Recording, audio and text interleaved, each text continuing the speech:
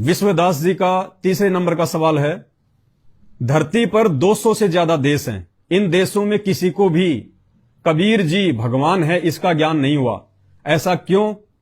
क्या 64 लाख शिष्य श्री भारत में ही जन्म ले रहे थे? विश्वदास जी, पूरे विश्व में 205 से ज्यादा देश हैं और आपका कहने का मतलब है कि बाकी देश कबीर जी को भगवान क्यों नहीं मानते और कबीर जी हर बार भारत में आके लीला क्यों करते हैं? 650 साल पहले ये कबीर जी कबीर दास नाम से बनारस में क्यों आए? इन्हीं के 64 लाख शिष्य क्यों हुए? क्या सारे शिष्य इनके भारतीय थे, कोई विदेशी नहीं था? विष्णुदास जी, 21 ब्रह्मांड इस काल के हैं और इस काल ने एक ऐसी व्यवस्था कर रखी है, इसने ये देश जो टुकड़ों में बांट रखे हैं, इसने अलग अलग भाषाएं बना दी, लोगों का डिफरेंट रहन सहन बना दिया। इसने अलग अलग भाषाएं क्यों बनाई? इसलिए बनाई है क्योंकि आपने जो सबसे पहला सवाल किया था कि इस कलयुग में ही सारी आत्माएं क्यों पार होती हैं, तो जब आप सृष्टि रचना पढ़ेंगे तो आपको पता चलेगा, जब ये कबीर परमात्मा सतगुरु रामपाल जी भगवान प्रथम सतयुग में अपनी आत्माओं के दुख को देखते हुए उन्हें कालजाल से मुक्त करवाने के लिए आए थे, तो सबसे पहले उस कबीर परमात्मा की अपने पुत्र जोगजीत के रूप में जो है तपतशिला पे इस काल के साथ में भेंट हुई थी। बहुत सारे वादे हुए थे, एग्रीमेंट हुए थे। उनमें से एक एग्रीमेंट यह था जो काल ने कहा था कि परमात्मा आप 3 युगों में जीव थोड़े लेकर जाना, सतयुग त्रेता द्वापर में जीव आत्माएं सतलोक में थोड़ी लेके जाना, और जब कलयुग आता है उस समय आप कितनी भी आत्मा ले जाना, मैं आपको मना नहीं करूंगा। इसने क्यों मना किया था? 3 युगों में जीव ज्यादा ले जाने के लिए और चौथे युग में सबसे ज्यादा ले जाने के लिए। इसने अपनी सोच आधार से कि जब चौथा युग आएगा, वो कलयुग आएगा, उस कलयुग में मैं इतना पाखंड फैला दूंगा अपने दूत भेज के, अपने नकली जो है संत महंत और ये धर्मगुरु शंकराचार्य भेज के लोगों को गीता और वेद के विरुद्ध साधना करवा करवा के, पाखंड पूजा पे लगा के, कोई मंदिर में जाएगा, कोई मस्जिद में भगवान ढूंढेगा, कोई कावड़ लाके भगवान ढूंढेगा, कोई पैदल यात्रा करेगा, कोई गोवर्धन की फेरी मारेगा, कोई केदारनाथ जाएगा, कोई बद्रीनाथ जाएगा, कोई कहां जाएगा, कोई कहां जाएगा। दुनिया भर के पाखंड और अज्ञान को मैं इतना समावेश कर दूंगा उस कलयुग में कि जब तुम उस कलयुग में अपनी आत्माओं को समझाने के लिए आओगे संत रूप में, उस समय कोई भी व्यक्ति तुम्हारी बात मानने को तैयार नहीं होगा। और उस कलयुग के आने से पहले पहले मैं इस दुनिया को अलग अलग जो है देशों में बांट दूंगा, सबकी भाषाएं में जो है अलग अलग कर दूंगा, ताकि कोई भी उस संत की भाषा को नहीं समझेगा। केवल एक देश के अलावा जिस देश में वो आएगा, उस देश के निवासियों के अलावा कोई भी तेरी भाषा को नहीं समझेगा। कोई चाइनीज बोलेगा, कोई अंग्रेजी बोलेगा, कोई फारसी बोलेगा, और जो आप जाओगे या आपका कोई संत जाएगा वो तो केवल एक ही भाषा में सत्संग करेगा। और जिस देश में वो आएगा उस देश में भी मैं अलग अलग जो है राज्य बना दूंगा। हैं, दक्षिणी भारत की भाषा अलग होगी, उत्तरी भारत की भाषा अलग होगी, दक्षिणी भारत की पता नहीं अलग। इतना मैं जीवों को बांट दूंगा कि कोई तेरे ज्ञान को ना सुनेगा ना समझेगा। तो परमात्मा ने कहा था कि भैया ये मेरा काम है, तू अपना खेल खेल। मैंने क्या करना है उस समय, कैसे जीवात्माओं को काल के जाल से बाहर निकालना है, मैं क्या करूंगा वो मैं जानता हूं। तो काल ने तो पूरे विश्व को अलग अलग जो है देशों में बांट दिया। लेकिन अब क्या होगा, क्योंकि परमात्मा धरती पे है, चौथा युग चल रहा है, चौथे युग में भी ये बिचली पीढ़ी चल रही है, मोक्ष का मार्ग है। इस समय परमात्मा ने जो अपना वो प्रयोजन लेके आए हैं उसको सफल करेंगे। इस समय परमात्मा अनंत आत्माओं को सतलोक में लेके जाएंगे, जो आजीवन उनकी भक्ति करेगी मर्यादा में रहके। और उसके लिए मालिक को भी अच्छे से पता था इस बात का कि ज्ञान से ये आत्माएं नहीं मानेंगी। जब तक इस जीव आत्माओं के पुण्य चलते हैं, इनके अच्छे कर्म इनके साथ में होते हैं, तब तक इनके ऊपर कोई संकट नहीं आता, कोई परेशानी नहीं आती, रोग नहीं होता, दुख नहीं होता, समस्या नहीं होती। और जब इनके पुण्य समाप्त हो जाते हैं फिर इनके पाप कर्म शेष रह जाते हैं, और पाप कर्मों के चलते इनके ऊपर आपत्तियों का दौर शुरू हो जाता है।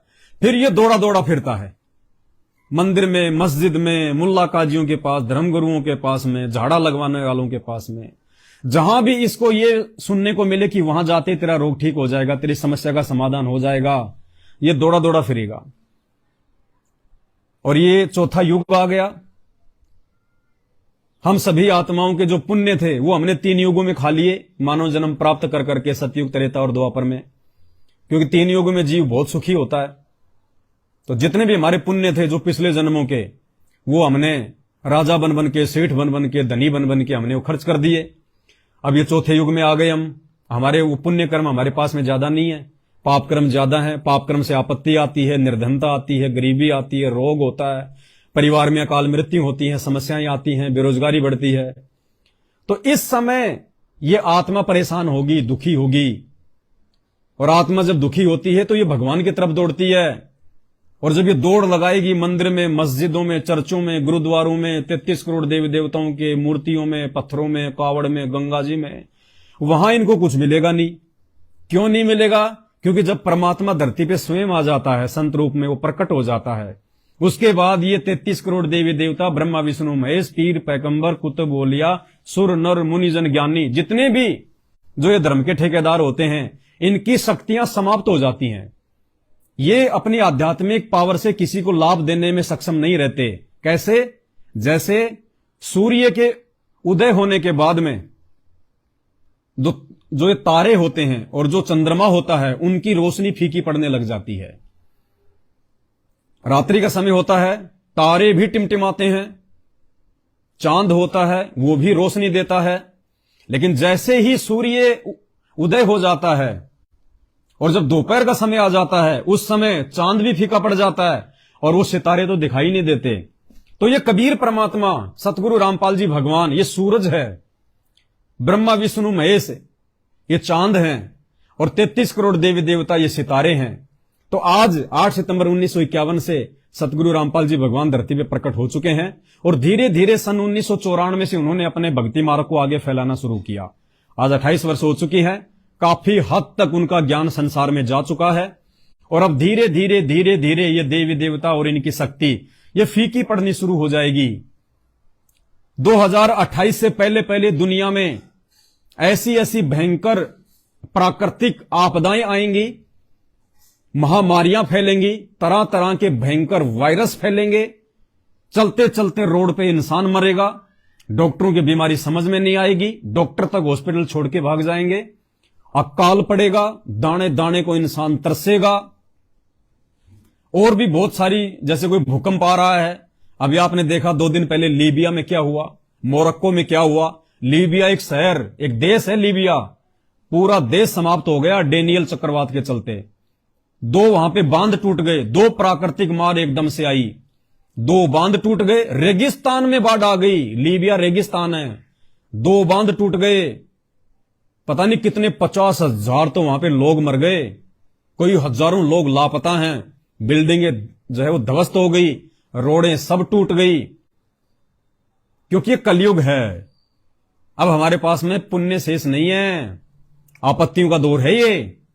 अभी तुर्की में क्या हुआ था थोड़े दिन पहले, रातों रात काल ने भूकंप का इसका झटका दिया, लाखों लोगों को ले गया। तो 2028, जबकि ये तो शुरुआत है, अभी ये कोरोना से लेके 2020 में जो कोरोना आया था ये तो शुरुआत है।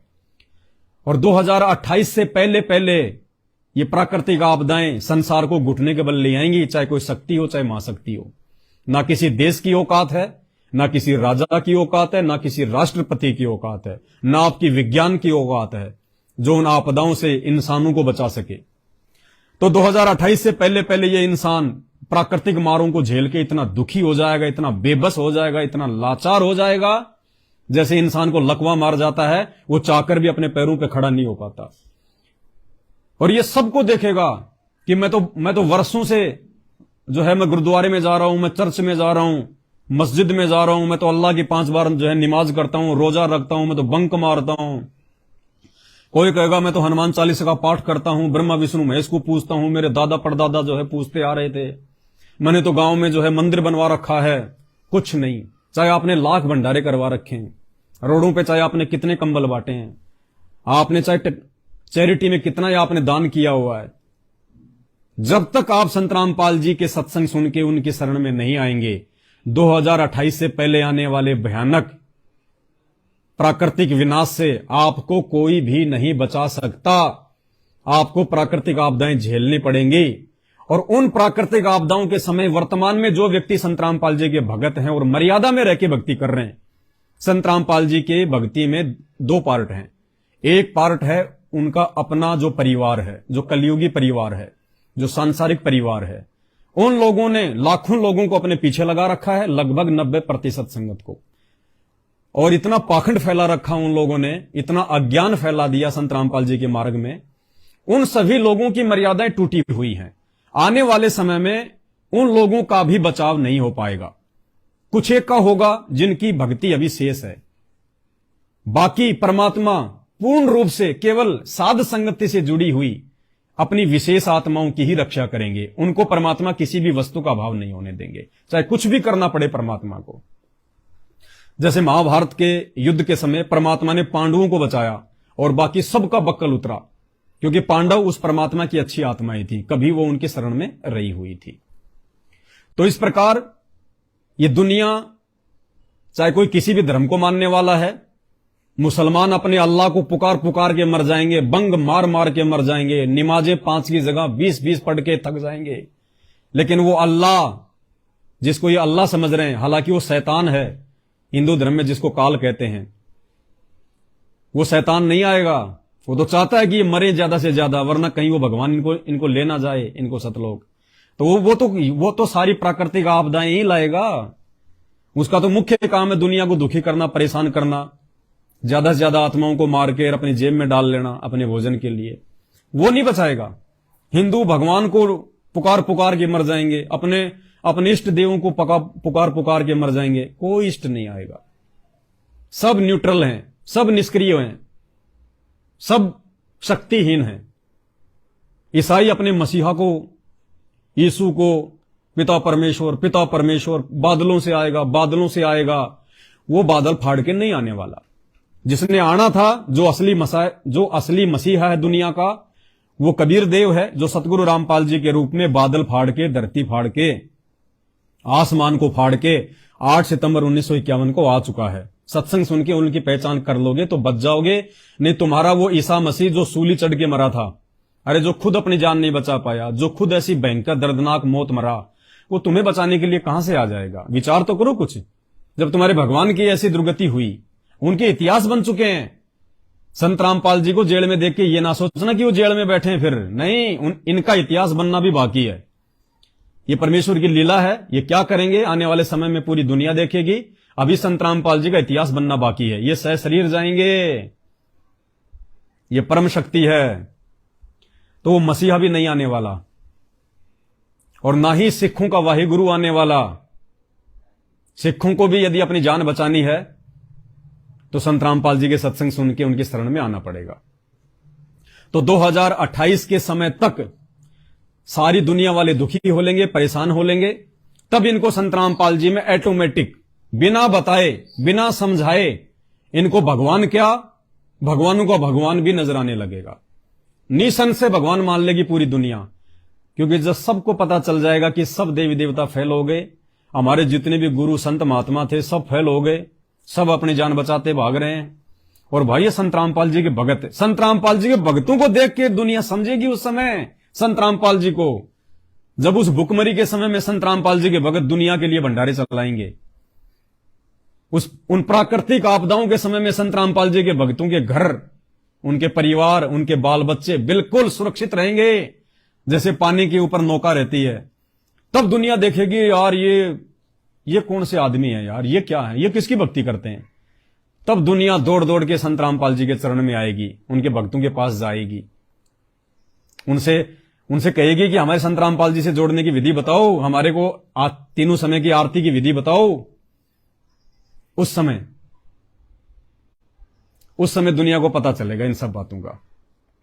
तो उस समय सारे एक हो जाएंगे। जो आज उस कबीर जी को भगवान नहीं मान रहे, संत रामपाल जी को संत नहीं मान रहे, उस समय वो ऑटोमेटिक मान लेंगे, बिना जोर लगाए मान लेंगे, बिना समझाए मान लेंगे।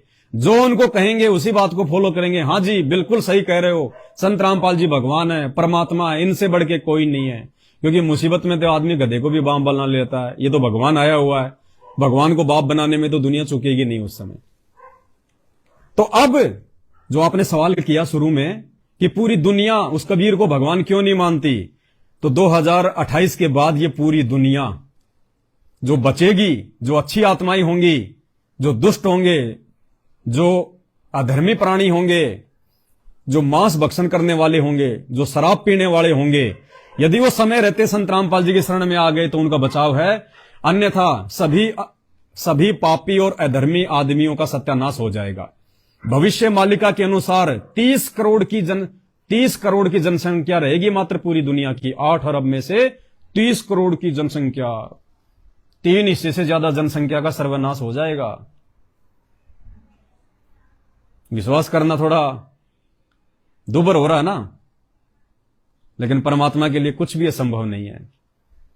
4 युग चल रहा है, ये चौथा युग चल रहा, कलयुग। आज से पहले 3 युग बीत गए, सतयुग, त्रेता, द्वापर।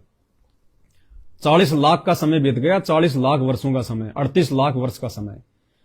क्या इन 3 युगों में कभी भी ये दुनिया 1 घंटे के लिए भी रुकी है? आप कहोगे जी बिल्कुल नहीं रुकी दुनिया। लेकिन जब 2020 में कोरोना आया तो 3 महीने के लिए दुनिया रुक गई। 3 महीने के लिए फैक्ट्री, कारखाने, गाड़ी, घोड़े, बस सब रुक गए 3 महीने के लिए। तो भाई ये रातों रात कब क्या हो जाएगा, आप और हमारी सोच से बाहर की बात है।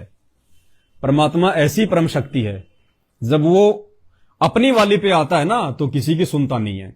तो उस समय ये पूरी दुनिया, इस पूरी दुनिया में जितने भी लोग जो बचेंगे, वो पूरी दुनिया कबीर जी को अपना गॉड, भगवान, मसीहा, अल्लाह, वाहे गुरु ऑटोमेटिक स्वीकार कर लेगी, पूरी दुनिया। और पूरी दुनिया उनके ज्ञान को समझेगी। कैसे? काल ने तो हमारे को अलग अलग भाषाओं में बांट दिया। अब आप कहोगे कि संत रामपाल जी तो हिंदी में सत्संग करते हैं, चाइना वाले कैसे समझेंगे, रशियन कैसे समझेंगे? तो भाई सतगुरु रामपाल जी भगवान ने इस कलयुग का फायदा उठाया। सतगुरु रामपाल जी भगवान ने वैज्ञानिकों को बुद्धि दी, सद्बुद्धि दी, और संत रामपाल जी ने विज्ञान का आविष्कार करवाया। और ऐसी ऐसी एप्लीकेशन बनवा दी संत रामपाल जी ने कि आप हिंदी में बोलोगे, सामने वाले को एक एप्लीकेशन के माध्यम से, एक उपकरण के माध्यम से, जो वो भी अपने कान में लगा के रखेगा और बोलने वाला भी अपने कान में लगा के रखेगा। इधर से मैं हिंदी बोलूंगा, उधर से सामने वाला जिस भी भाषा को जानने वाला होगा अपने उस मोबाइल में, अपने उस उपकरण में उसी भाषा को सेलेक्ट कर लेगा। संत रामपाल जी हिंदी में सत्संग करेंगे, एक ही समय में हिंदी में किए जा रहे सत्संग चाइना वालों को चाइनीज भाषा में सुनाई देंगे, वो ट्रांसलेट होता रहेगा। अमेरिका वालों को अंग्रेजी में सुनाई देंगे, रसिया वालों को रशियन में सुनाई देंगे।